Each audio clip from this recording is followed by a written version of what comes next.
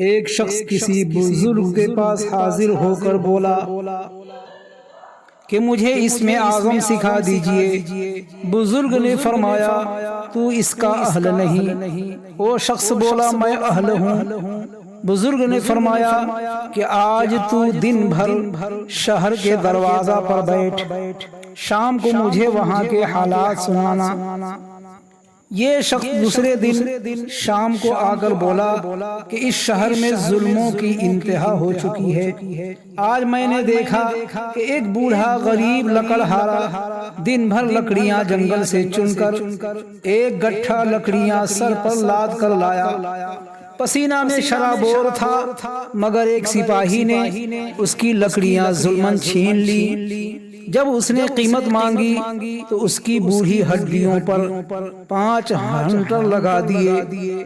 بزرگ نے فرمایا کہ اگر تجھے اسم اعظم ہوتا تو تو اس وقت کیا کرتا؟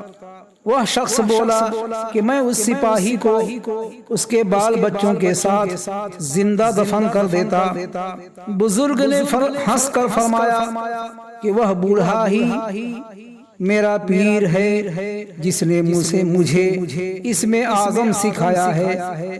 اس کا تحمل دیکھو کہ لکڑیاں چھنوا لی، کوڑے کھا لیے، مگر اپنی طاقت سے کام نہ لیا۔ جو اتنی برداشت کا مالک ہو اسے اسم اعظم سکھایا جاتا ہے۔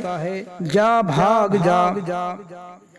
کاظمین الغیظ غصے میں کبھی آتے نہیں، کاظمین الغیظ غصے میں کبھی آتے نہیں، ظلم سہ جاتے ہیں لیکن ظلم پہنچاتے نہیں۔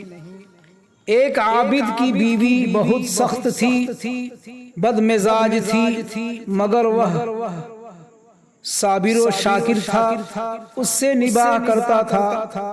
بیوی کا انتقال ہو گیا، اس نے عہد کیا کہ اب نکاح نہ کروں گا، وحدت میں زندگی گزاروں گا۔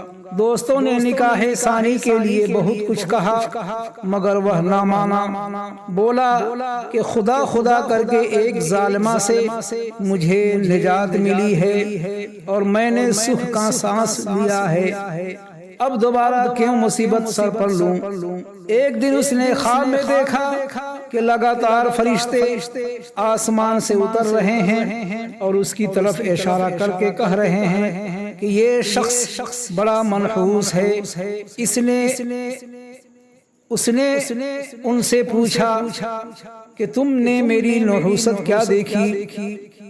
فرشتے بولے کہ روزانہ تیرے اعمال مجاہدوں غازیوں کے ساتھ لے جایا کرتے تھے کہ تو ناپسند بیوی کی سختیوں پر صابر تھا۔ اس عورت کے مر جانے کے بعد تیرے وہ اعمال جانا بند ہو گئے۔ جب صبح کو اٹھا تو دوستوں سے بولا کہ جلد میرا نکاح کر دو، مجھے نہیں خبر تھی کہ نکاح کی سختیاں جھیلنے پر یہ اجر ملتا ہے۔ نیک عورت اللہ کی رحمت ہے، بری اور سخت عورت درجات بڑھنے کا ذریعہ۔